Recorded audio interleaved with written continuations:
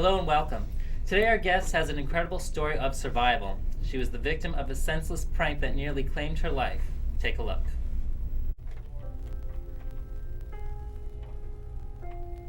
On November 12, 2004, Victoria Ruvolo was just 2 blocks away from her driveway, coming home from her niece's concert when a 20-pound frozen turkey crashed through her windshield.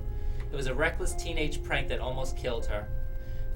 Following the attack, Victoria endured unbelievable pain and suffering from numerous surgeries. But what shocked the nation was her extreme act of kindness towards the teen that nearly killed her. She not only forgave him, she also requested the judge give him a more lenient sentence.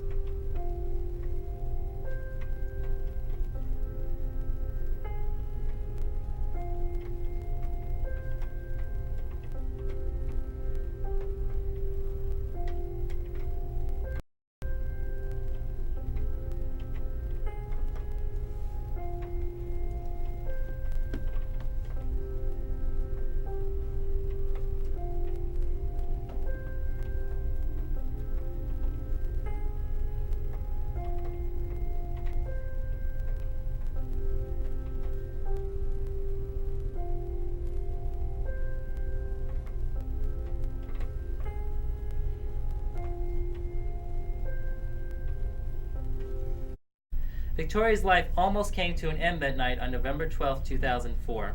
The teens responsible for the attack left her on the side of the road with nearly every bone shattered in her face and a broken eye socket, after they hurled a 20-pound frozen turkey out of their moving vehicle.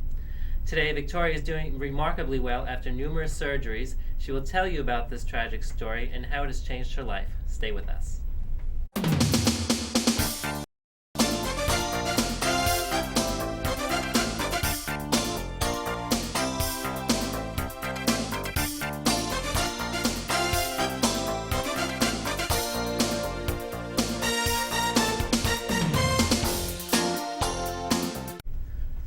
Hi and welcome.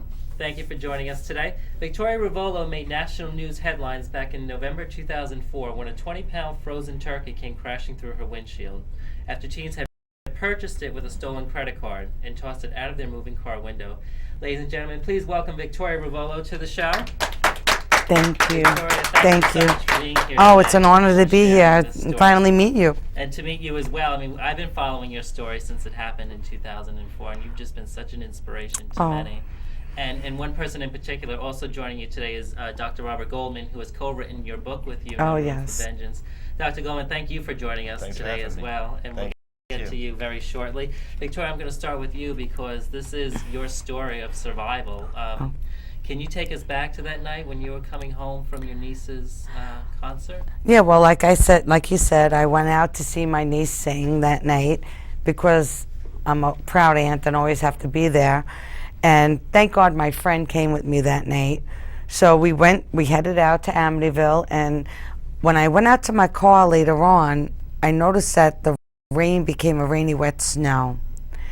And I do not drive in the snow. As you know, after all the tragedies I had in my family, which one was my brother being killed in a car accident in the snowstorm, I do not like to drive in the snow. So I wanted to get home.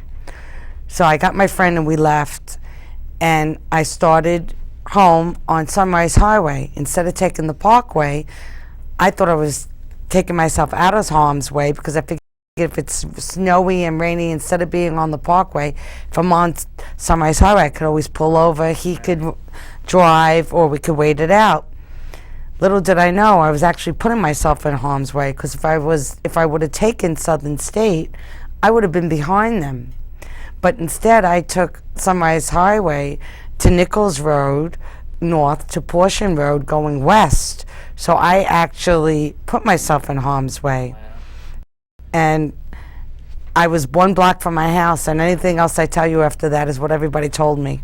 Wow. So you have no recollection of the incident whatsoever? None whatsoever, Do you which is remember- probably a good thing. It could be, but do you remember anything prior to the turkey actually coming through the windshield? Did you actually see it being thrown from the window?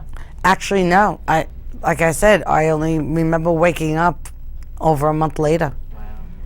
I don't even remember the amazing hospital and people that saved my life. I have no recollection of Stony Brook Hospital whatsoever. I woke up, it was a month later, I was already in the rehab. I was already in the rehab hospital, St. Charles. And the friend that you were traveling with, he actually did his best to keep you alive until he... Well, thank God for him, because he actually did help save my life. And every Farmingville fireman said he did, because he actually pushed my foot off the gas, turned the bent steering wheel over to the side of the road, and just allowed the car to stop on its own. But then he actually held my head up so I wouldn't choke to death on my own blood. So he truly did save my life. Yeah, and the Farmingville firemen said that that turkey was coming at me at least 85 miles per hour. Wow. So thank God it did hit my steering wheel first. Yeah, I mean, your face, like I said in the opening, I mean, you had fractures and bones were shattered and like an eye socket. I mean, thank God you have no recollection of that. But what was your reactions when they finally told you, like, this is what had happened to you? Well, I had no idea that I'd gone through a 10-hour surgery. I had no idea of anything, because when I looked in the mirror, I looked exactly the same as I always did. It was just that I saw that tracheotomy tube. And when I first saw that, I went, oh my God, it was me who got hurt. But I was just glad it was me and not one of my sisters. And what happened was, the next day my sisters came in to see me, and they were afraid to tell me what had happened. They had no idea how I was going to react to this news. So they made sure that the psychologist of St. Charles was there, and Dr. Simmel, who took care of me. And when they told me what had happened, the first words out of my mouth, which is kind of funny because I was doing my story for over 5 years with Dr. Robert Goldman, and I never knew that he didn't believe me until he actually went to interview everybody for the book, because he thought I just remembered it wrong. But they all said, no, she did. The first words out of my mouth were, do those kids realize how they ruined their lives as much as they ruined mine? I mean, what was your reaction when your family told you what had happened to you? That was exactly what my words. Do those kids realize how they ruined their lives as much as they ruined mine? And I'll be honest with you, everybody was looking at me with fine-tooth combs, and I just couldn't wait to get out of there. I hated being in the hospital. And I never realized all the extent of my injuries. I just wanted to get out of there and get back to life. And it took you a very long time to start to rebuild your life and get it back to normal. Exactly how long did it take you to return to work, to drive a car again, just to get back to normal life? Well, I amazed every single doctor, and no one could ever believe. It was a long time, but not as long as they thought, because they were telling my sisters I would need at least 6 days a week of therapy, at least for a year and a half, and then I could have people coming to my house to help take care of me. And I proved them all wrong. I only needed 1 day a week of therapy for 1 month. I was back in my house taking care of myself after 5.5 months. And I was driving exactly 6 months after the incident. But I drive an SUV now. I like to be a lot higher than everyone else. And especially living on Long Island with the snow and everything, I mean, you kind of do need one these days. Oh, yeah. But waking up in the hospital a month later after being in induced coma, and, were you alone when you woke up? Oh, yeah. It was like 3 o'clock in the morning. And I woke up and I got a chill through my body. And I said, someone in my family got hurt. And that's from my past, just seeing all young people dying at such young ages. Your and brother was one of them. I've read your book, which, by the way, is a huge page turner, and within a few thank days, you I so had it much. finished, but Well, what happened was at 13, I watched them take out my 19-year-old brother. He OD'd at home. Then at 17, my 25-year-old brother was killed in a car accident in a snowstorm. Then at 21, my amazing brother-in-law helped take care of me through my 2 brothers' deaths. Was shot 6 times, thrown out into Borough Park, where they never found his killers. So Then the still at large. Oh yeah, I never found them. Then at 22, my 15-year-old nephew was riding his bicycle home, was hit by a car in a coma and died. And then at 35, I was 8 months pregnant and I lost the baby. Oh my goodness, so you've had so much tragedy almost your entire life. But you know what? I guess as I got older, I mean, when I was younger, to go through all that pain, I actually used to write poems, which are in the book now, because I wanted people to see that there are other ways of getting out your pain. But I realize now as I get older that I always thank God now for giving me such wonderful people in my life, because there are so many people in this world that don't have anyone. And I was so blessed to have such wonderful, amazing people actually create who I am, because that's how I keep them alive. I take bits and pieces of their personality and incorporate it in mine. Like my brother Billy was very compassionate. I'm compassionate. My nephew Benny loved animals. I got 3 dogs and 2 cats. So that's how I keep them alive. You just have such an amazing spirit to you. I mean, after going through so much tragedy in your life, and then you being a victim of such a senseless crime, I mean, how did you... I want to get to this now, because we did a Facebook poll, and we were talking a little bit before the show about your story and how you not so much forgave Ryan Cushing, who had done this to you with his friends, but the reason that you forgave him. And so many people said that they couldn't, but after reading your book, I understand why you do, but why don't you explain to everybody why you forgave him and ask for him to have a more lenient jail sentence? Well, first of all, I wanted to know more about the kid. I wanted to know what type of kid would actually do something like this, you know. Was he always a mean kid? Was he always bullied? You know, I wanted to see. And I found out that he had his own issues. You know, he has albinoism. He was never able to play sports. He didn't have hand-eye coordination. He'll never be able to drive. You know, he had a lot of issues. His father and mother were divorced. He had a lot going on in his life, and I truly believe it was from my past that helped me to get through to what I wanted to do, because I saw all this young potential life struck down at such young ages, and here now you want me to take this life and let it rot in jail? I couldn't do that. And I really wanted to look into the whole thing and see what, you know, did he really deserve to be locked up for 25 years? So many people say that he did, but... But what good would that have done? I'm so sorry for cutting you off. No, I'm Italian. It's just that what good would it have done? So what? So then he could get more bitter and more angry and come out and do something worse to someone else? I would never want anyone to know the pain or anguish that I went through. Wow, well, you're just such an amazing person, and obviously such an inspiration to so many, Oh, because thank Dr. you. Goldman had co-written this book for you. It is No Room for Vengeance, Injustice, and Healing, which we'll get to in just a little bit. But let me ask you, going back to those days in the courtroom, I mean, what was it like to have to sit there going through... Well, I'll be honest with you. It really was amazing.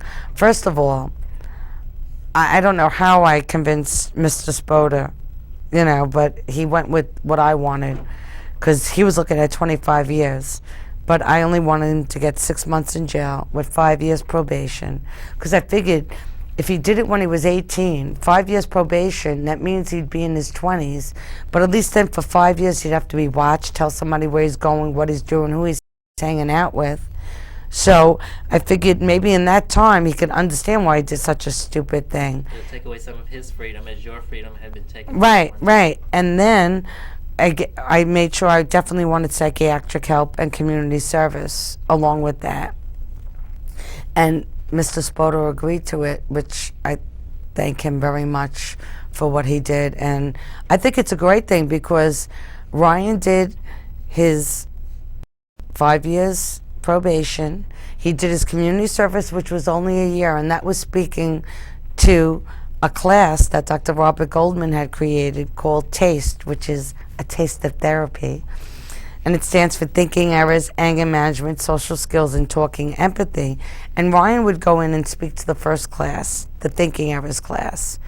And he did that first community service for the first year, but then he volunteered and continued to speak to them for an additional 3 years. So he has tried to turn his life around. Yes, and now he's off of probation. He's got a job. He's got his own apartment, and now he's paying taxes like the rest of us instead of our taxes paying for him to rot in jail. Excellent, and that's all thanks to you. I mean, Right. Victoria, this kid could have gone away for a long time. So big hand to Thank you. Thank you so much. For doing that. And let me just ask you, I mean, were you ever angry at all at these kids? Well, I'm human like everyone else. I'll be honest with you. I was on the most strongest medication you could know. They said it was coxycodone. The doctors told my family it was almost pure form of heroin. Wow. They would give it to me every 6 hours. 5 hours out of the 6, all I wanted to do was sleep. And everything on that medication is, all right, okay, whatever. So once I got off that medication, which they told me to stop after they took out all the metal from my mouth. Actually, Dr. Kincaid was telling me how he was going to take the metal from my mouth and tracheotomy tube, which he could have done in his office, but he wanted to put me under because he didn't want me to feel any more pain. So I begin to tell him, what about the titanium plates? And he proceeds to tell me how he worked on my face. And he says that he cut my upper gum open. And that's why my upper gum is still kind of numb. I still can't feel my upper teeth, but I got my life. What better gift is there? He said then he pulled my skin back and put 2 fingers through my nostril and one under my palate and pushed forward. And all the bones went back where they had to go. And then they take these little minute titanium plates and they position them on the major fractures and they screw them into the bones. I have 3 in this cheek, 1 in this cheek. You would never know. I know, amazing. Absolutely amazing. Dr. Kincaid, amazing. And Stony Brook Hospital, all those amazing. Dr. Shapiro from the emergency room. If it wasn't for Dr. Mark Shapiro, he literally saved my life when I came in there. They were all amazing. He proceeded to tell me then they tried to put my eye back in the eye socket and it kept falling down, so they put a screening under my left eye. But thank God it was only 1 10-hour surgery. Do you ever look at yourself in the mirror now and everything that you just explained and how it was done? Does it ever occur to you that this really happened to me one day? I mean, you would never know by looking at you. Well, I feel it. Your mind when you look at yourself. Well, I'll be honest with you. I look exactly the same. You do. I do look exactly. Looking at your pictures in your book. I do look exactly. The only thing I notice is my nostrils are a little bigger. That's all I notice. If that's the least of I know, but you know what? I know I have a face. I feel my face every day. There's always a dull ache, especially here around the major fractures. And I have my own barometer. I know whenever it's going to rain or snow. Like, I knew it was going to rain today. You feel it. I feel it every day. I can never forget because I always feel it. But it doesn't matter because I'm alive and I could talk about it. So how amazing is that? It is. I mean, you, like I said, you were just such an inspiration, and your story has been thank you followed so by much. so many people, including myself, since it happened back in 2004. So, I mean, I have to ask you, how did you not take out all the tragedy that you've had in your life from your brothers passing away? I mean, some people in your family died more tragic than others. How did you not take that anger and that emotion out on this kid and say, yeah, let him have the 25 years? I mean, to most people, that would be their breaking point. Well, you know what, though? How can I put that on him when he had nothing to do with that? And that was just, unfortunately, there's so many people in this world that have so many tragedies happen to them. I'm not the only person. And but for so many, I mean, what happened to you? But you know what? That would be a breaking point. Well, I'll be honest with you. After I stopped the medication, I mean, I'm human like everyone else. I was crying myself to sleep at my sister's house. Why me, God? Why me? What did I ever do in my life that was so bad that I deserved this to happen to me too? And one day, as I was crying myself to sleep, it dawned on me, and I said, "But wait a minute. God is everywhere, and if He's everywhere." Then he knew I was in such great physical condition because right before the incident, I lost well over 60 pounds. I was in the greatest physical condition I could ever be in. And every doctor told my family that, thank God I was. And I truly believe that helped save my life. And hitting the steering wheel first. And I said to myself, but that's why it happened to me. Because I saved somebody else's life. And that's what helped me get through all that rehab and getting back to life, because I put in my mind that I saved somebody else's life, that if it would have happened to them, they would have never been able to live through it. Now I know I truly did save somebody else's life. I saved Brian's life, but that's what helped me get through that. And he's actually been trying to turn his life around. He did his probation. He assisted with the program, the TASTE program. Yeah, he's doing wonderful, and I'm so glad about that. I truly do just want him to have a good life. But what was it like for you? I just want to go back a little bit. What was it like for you to be in the courtroom with him? And as he walked past you, there was a very strong emotional moment the two of you shared. Yes. Well, I'll be honest with you. First of all, my sister Jo Marie, when she heard of what I wanted, the sentence I wanted, she looked at me and she said, "What is wrong with you? You definitely had a head injury. What are you, crazy?" And I said, I got to do what I got to do for me to be able to move on, as well as for him. And I'll be honest with you, that day in that courtroom was truly amazing. I was sitting all with my family, and he walked in, and he looked like he had a suit on that was 3 sizes too big for him. And he went up there, and the judge was telling him that the only reason why you're getting this sentence is because of your victim. And if I ever see you in my courtroom again, I'll give you 7 years with no problem. And his lawyer kept fighting for youthful offender, which would mean that it'd be wiped off his record for the rest of his life. And I said, no, I'm sorry. I can't do that, because if I have to look in the mirror and see where the tracheotomy tube was, and I have to feel my face every day, there has to be something that follows him around. And even the judge said there'd be no way that she would even allow that. So he agreed to my sentence. Now, when he was ready to walk out, he started veering over to where I was with my family, and we were like, Then he stopped right in front of me, just stood right in front of me, crying profusely, just tears rolling down his eyes. Through his tears, he starts talking, and he said to me, I never meant this to happen. I never meant to hurt you. I prayed for you every day. I'm so glad you're doing well. Motherly instincts just came out in me. All I could do was coddle him like a child. And did you truly believe that he was remorseful for this? Oh, yes. You could see when he walked in with his head down, very, and you know what? But forgiveness isn't about him. It's all about me, because I truly believe if I would have held on to all that pain and anger, I'd still be in St. Charles trying to come back to who I am. Yeah. I had to do something to help my life as much as help him, because I didn't believe that would be a good thing. I never believed in jail.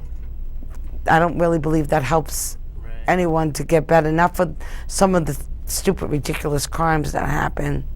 And he still has the chance to turn himself around, which he has. Right. And is probably still working. I mean, do you still keep in contact Well, with him? we were until the book came out, and then I guess, we did have we were doing a book together, but then he said, I shouldn't be in it because everyone needs to remember you. You were the one that did the most wonderful thing. And that's what I want. So, and he just wants to go on with his life, and I understand that. Well, what an amazing book that you have here that you have co-written with Dr. Goldman, who we're going to get to now. Dr. Goldman, thank you for joining us today. Thanks for having me. Very welcome. Now, you've actually started off working in law. That's right. But then switched over to psychology. You really did read the book. I read everything.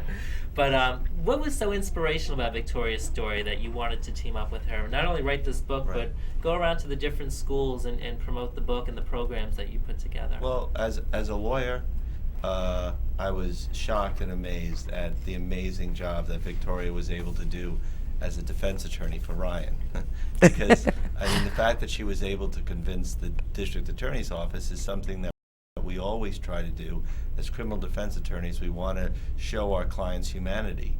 But Vicky did it instinctively, and really, by asking the question why, that's something that the legal system never asks. It usually asks what, but never seek to understand what's the reasoning for behind the act. And as a psychologist, I was also interested because we live in such a vengeful society, and I was amazed that somebody like Victoria, who didn't have a degree or anything like that in law or psychology, but she was doing something so organic and so amazing, and by teaching us forgiveness, she was really healing, and that was the key that you rarely see happen. The fact that Vicky and Ryan hugged each other, and she challenged Ryan to do something good with his life, is something that is unbelievable, but also Sad in the sense that there's no opportunity to find redemption in the legal system, because usually you escape in jail and you're not held accountable. So I knew I needed to find a venue and a place where Vicky's challenge could be met to Ryan, and that is to do something good with his life. And because of this, you both also go from different schools and promote the TASTE program, which we Right. spoke a little bit about. What exactly do the other programs that you offer, what are they, and what do they offer the students that you speak to? Well, it was back in the end of April that I learned that I was going to be laid off. I was the supervising psychologist of probation. And very easily I could have taken the victim attitude where I could have been down, and there were moments where I was angry. I had lost all my benefits, everything that I had worked to be both a lawyer and psychologist, and everything Vicky and I were kind of working on. Felt it was very hurtful that, I was let go. But I said that there's a reason behind this. And Vicky, again, was the inspiration to help me deal with my own loss, and the loss of my mother, and the loss of a job. And I realized that this happens for a reason, and we have to go bigger. So with Victoria in mind, we went to the district attorney's office and we said we'd like to expand this program to include adult offenders, because originally we were doing it with just juveniles. But in New York, it's still 16 to 18, you're still treated as an adult. So there's still a big audience that really needs to hear Vicky's message. So now, thanks to Tom Spoda, the TASTE program is part of the courts in Suffolk County, where it's a plea bargain. Part of it requires them to go through this. And what's really amazing is that they read their apology letter in the courtroom. And, it's so great, because to hear them cry and to hear them be held accountable for what they did, to me is such a change and a paradigm shift. But we're also trying to get into the schools, and I'm happy to say that there are already 2 schools who have expressed a willingness to get the books into their school, because the same way the justice system uses vengeance, the schools use vengeance to punish a child who acts out. And by doing that, there's never a plan to find redemption. So we're trying to make schools have a no vengeance zone. And by doing so, by using the book along with the curriculum that I've written, we're changing a mindset. And we need Vicky's story to be more than just an assembly, but really a way of life. Well, it definitely is. I mean, you've inspired the young man that did this to you into turning his life around. You've inspired Dr. Goldman, and I'm sure so many other people. Well, she inspires every time she comes and she speaks at the TASTE program. And again, you just have such a positive spirit about you. Absolutely, and her voice and her message continues to echo and inspire others to do something good with their lives.